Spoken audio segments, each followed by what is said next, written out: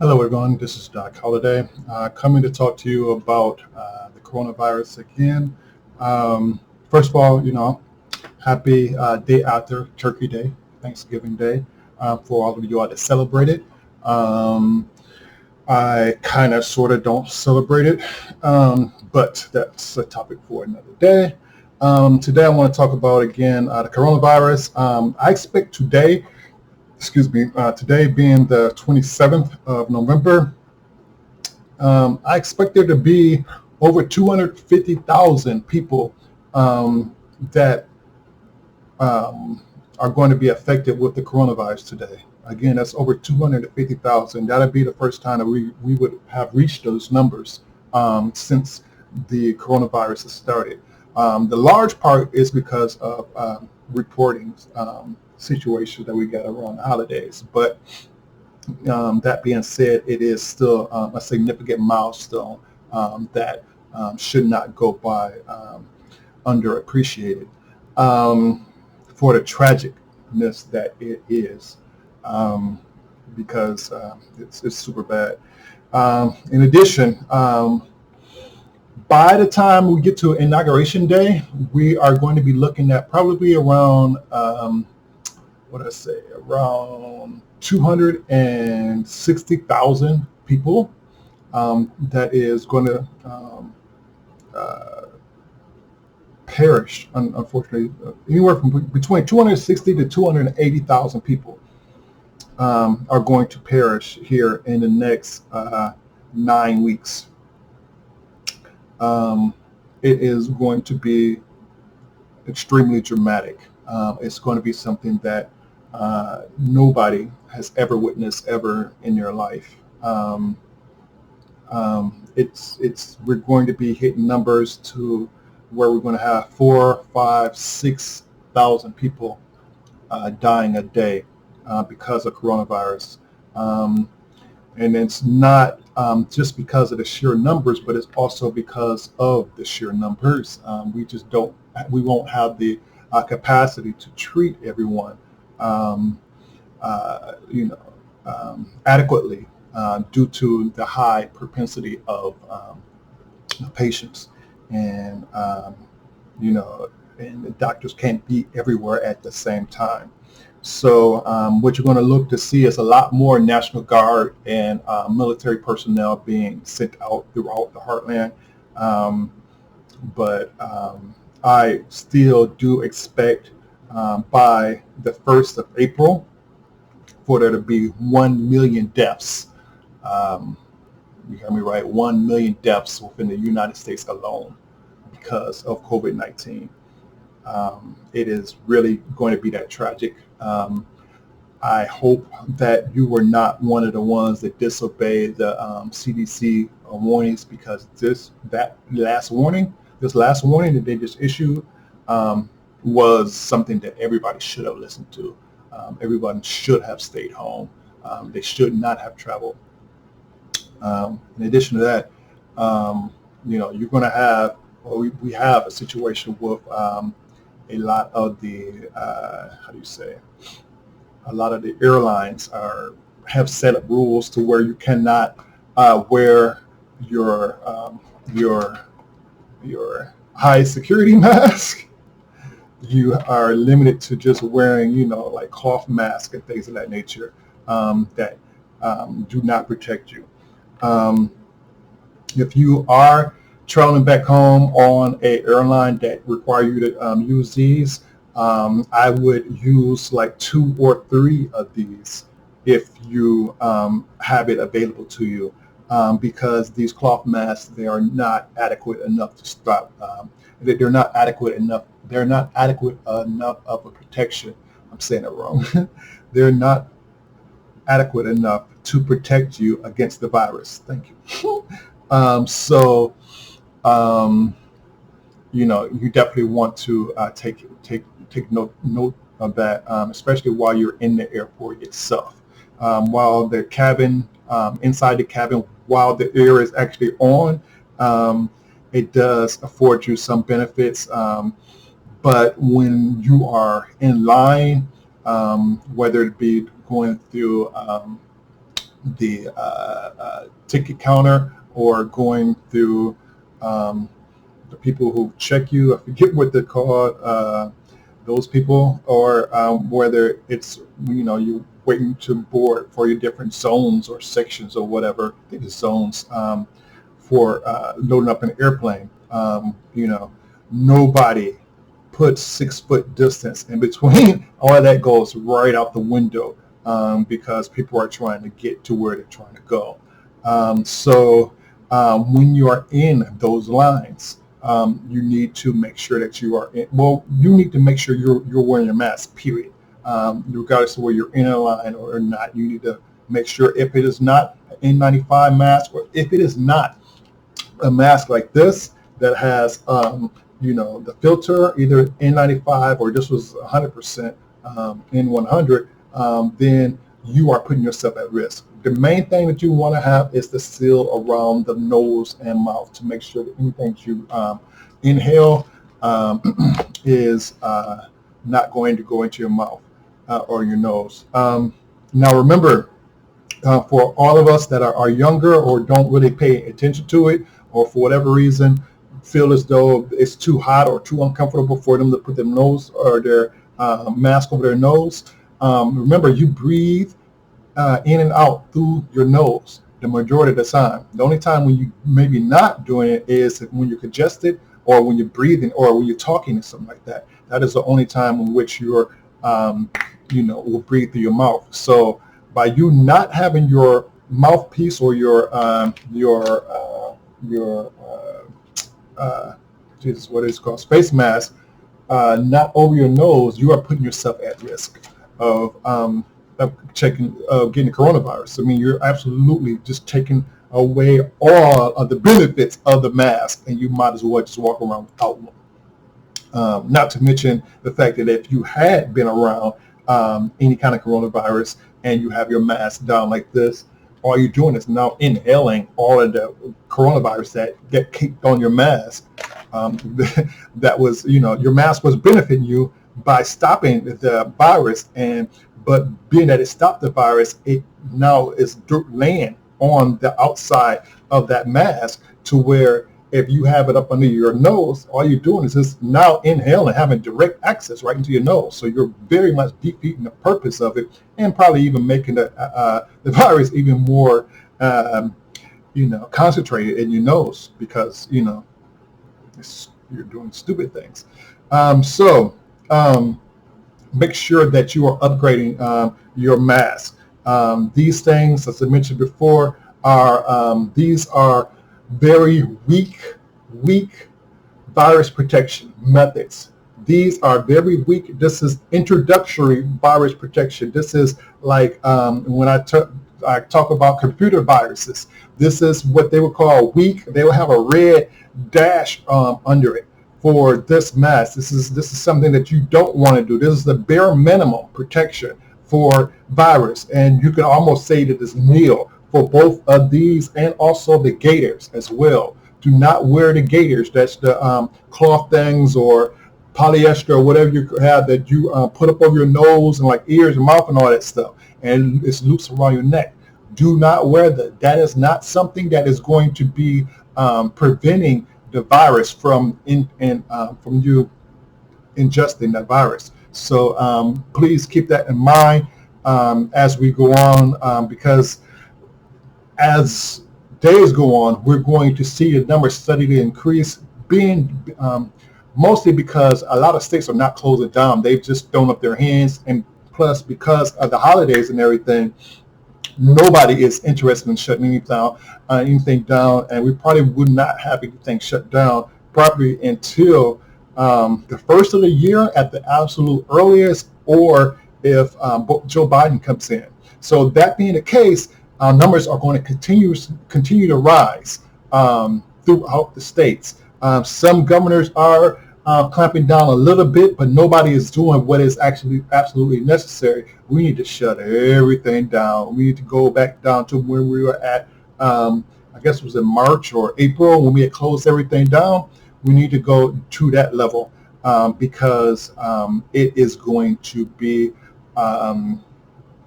it is going to be a very bad situation. Um, this is you know this is almost an extinction level event, especially because of how irresponsible people are being.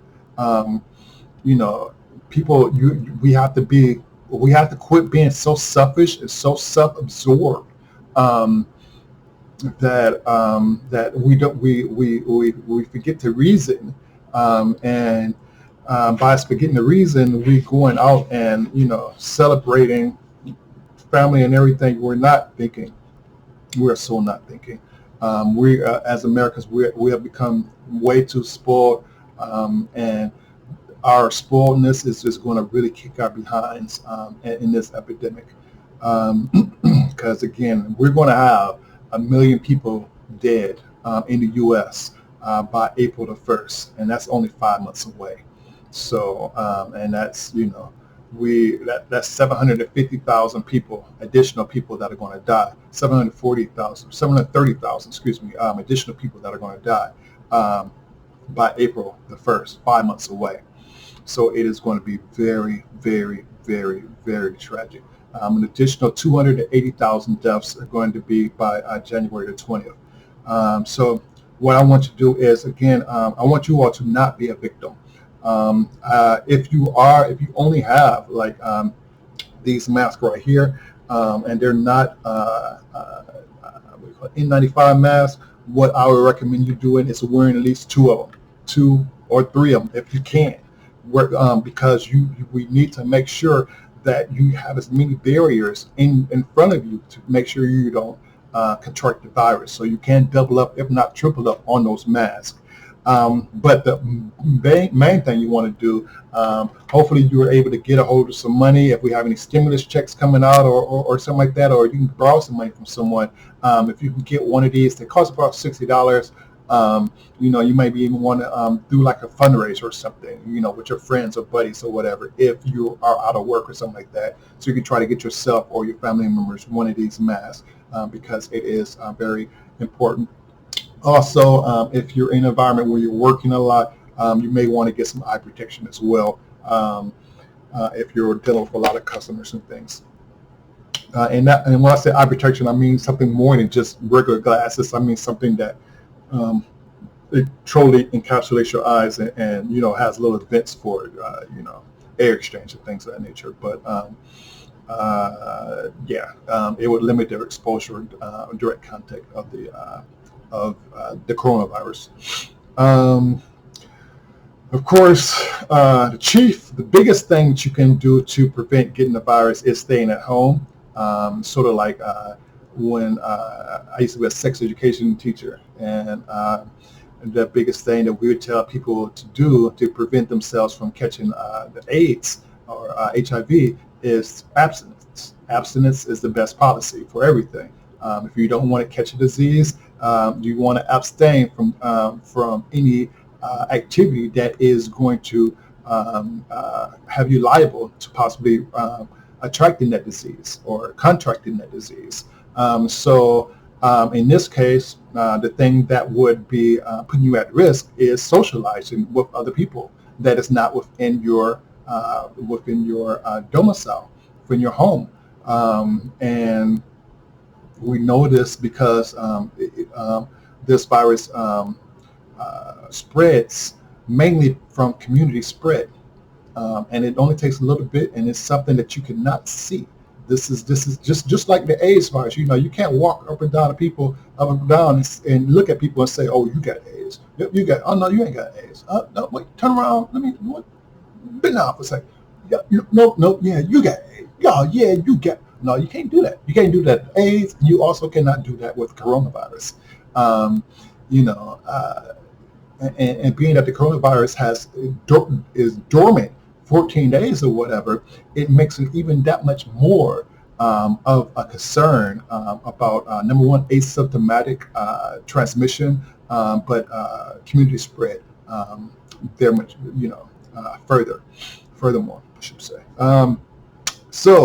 Again, abstinence is the best policy. So to abstain, we are staying home as much as possible. staying home, if you have to get another job or something like that, that is one is more conducive, or you working out of your home environment, I would advise you to do that, because your number one concern is to protect self.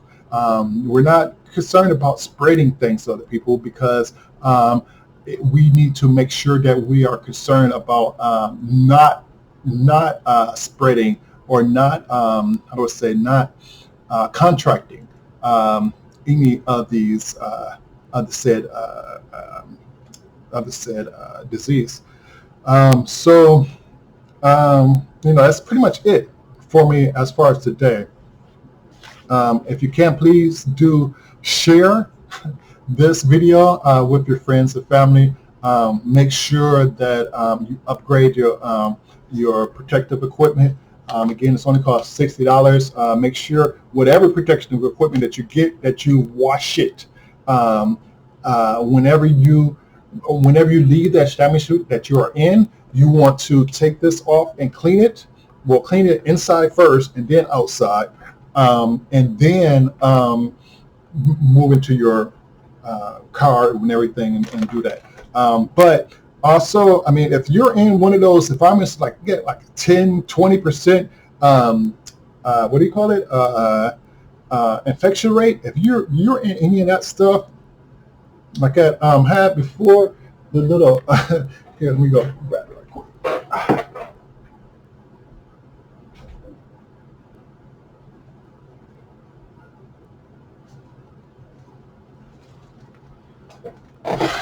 These little hazmat suits are going to be like your friend. I would recommend that everyone get a Cat 3 level suit, and I have one in extra large. So it's definitely big enough, long enough, because I'm tall.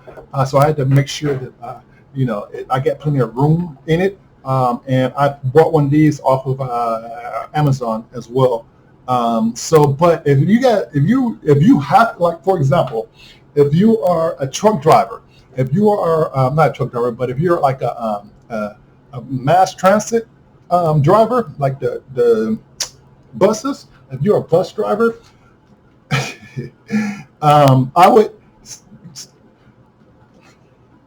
what I would do is that uniform you have on, I would take that off and take a shower at my work and everything, and put my uniform in a bag before I get into my car to leave home, to go home, because you don't want to cross-contaminate anything.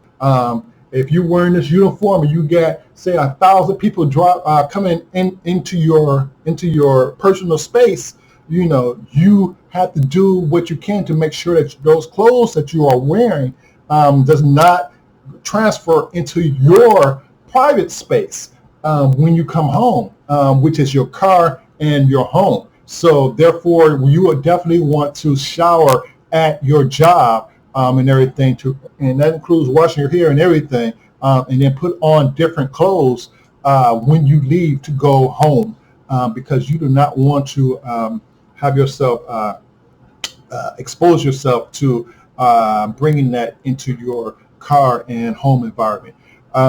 So definitely keep these in mind if you're the same thing with, like, if you're working at grocery stores. I mean, look, I would be doing whatever I can to protect myself, and if that means talking to if you're a part of a union, or if you have management that you got to talk to and say, look, I have very big concerns about this coronavirus. I need to do X, Y, or glasses C, then or Z.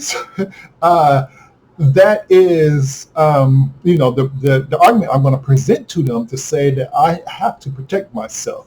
If I don't feel comfortable and safe in this environment, then it's better that I hit the door and find another place, because coronavirus is real. Community spread is real, and you got to do whatever you can to protect yourself. But as we're doing that as well, got to remember too that you have to feed yourself as well. And especially that goes doubly if you have a family at home.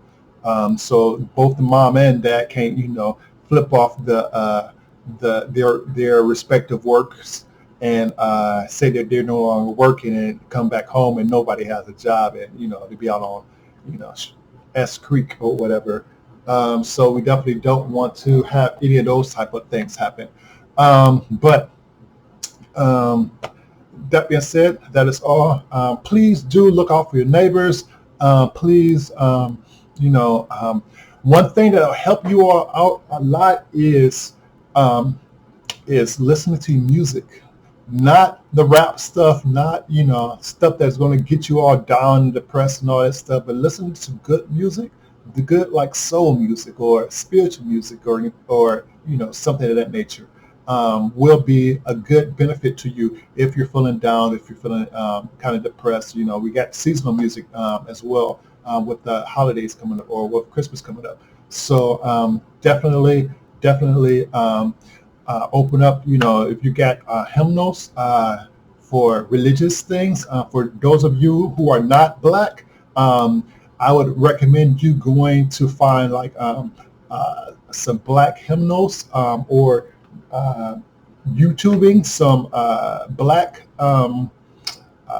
gospel hymnals or just gospel music or how do you call it, Christmas music in a gospel tone or R&B tone or whatever, because it will help to lift up your spirits and everything, because especially during this time of year, Thanksgiving, Christmas, it's around those times where people are really emotional and really are missing those that we have recently lost.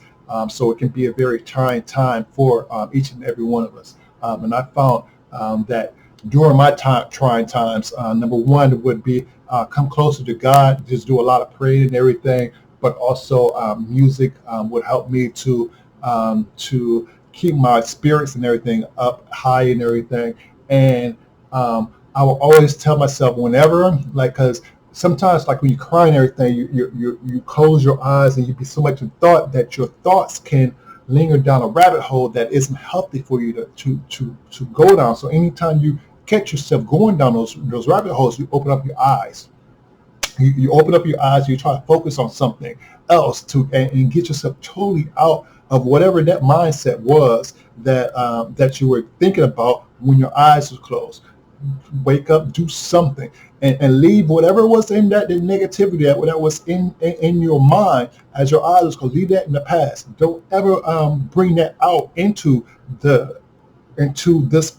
your woke space, and just make sure that you try to do whatever you can, the best as you can in your woke space to make things better for yourself. As I said again, being close to God, praying to God and everything, and also listening to music, things of that nature. Now, a lot of people may say, well, I'm not religious, I'm not this or that.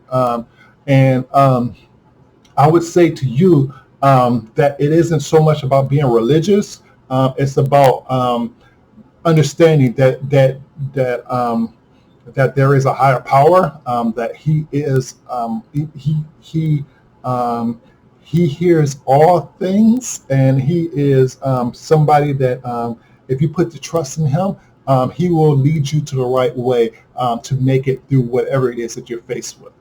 So definitely lean on the Lord, and He will help you. He will definitely work it out for you, and give you the wisdom and give you the grace to make it through on the other side of this COVID-19 thing. So definitely keep that in mind. I hope that all of you all are staying blessed, and will continue to be blessed during this holiday season. And I hope that I see you on the other side of this COVID experience. Until then, until next time, peace and God bless. Bye-bye.